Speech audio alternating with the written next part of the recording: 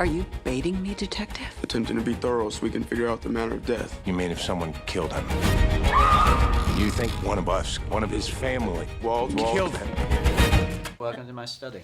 Well, that's a good question to ask. I mean, I've been asking people sort of what were some of their favorite like props or things to look at in the movie. Yeah. And everyone's saying there's so much Detail in there. So David Crank, our production designer, and David Schlesinger, who was our set decorator, he was the guy who found all this stuff. Millions of things. Millions of things. This bookshelf right here, I don't know if it's in shot, with all these paperbacks, this was one of my favorite things because he dug deep and he found so many. I could just go and look through the shelves and like pull a book out and just like being in a bookstore, I want to read this. And people will be like, Ryan, we need you. Yeah, they say like, put that back. That's property of Lionsgate. Yeah.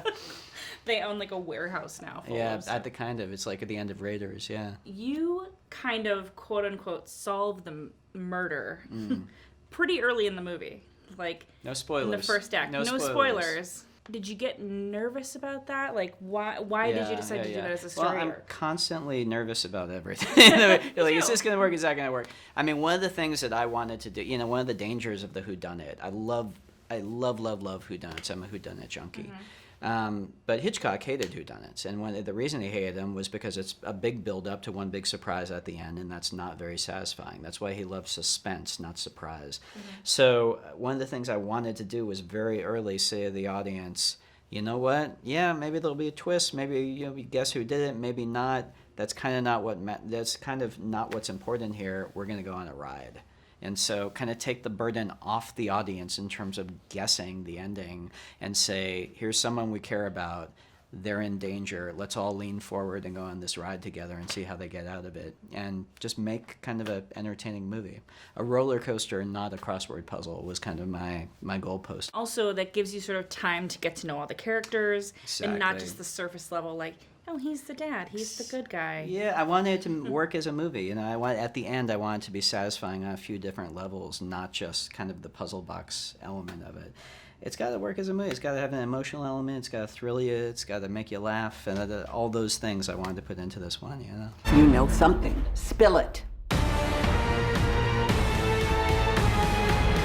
I suspect foul play. You have an amazing cast here, but one person that's not on the poster that I thought was really great was Callan. Oh, she's so good. Every time she'd come on screen at my screening, like everyone would laugh. So Kay is an amazing actor. She does a lot of theater. She plays great Nana in this. She's supposed to be Christopher Plummer's mom, which is funny because in real life she's like 10 years younger than Christopher.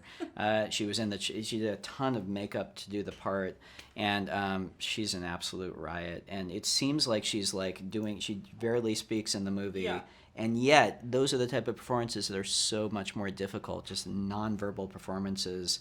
She's incredible. I love her. It looks like she's wearing like 4 fur coats. She is. The costume director, as I kept saying, more coats. She was like, really? I said, yeah. Think Fellini. Think what is a Fellini sketch. Just keep stacking her up, and it got more and more. And finally, they like bulled her. It was like in A Christmas Story where the kid's wearing all the coats. She couldn't put her arms down, and I was like, perfect. Put her in the shot. The family is truly desperate.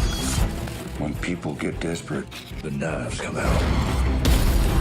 This is a twisted web. And we are not finished untangling it. Not yet.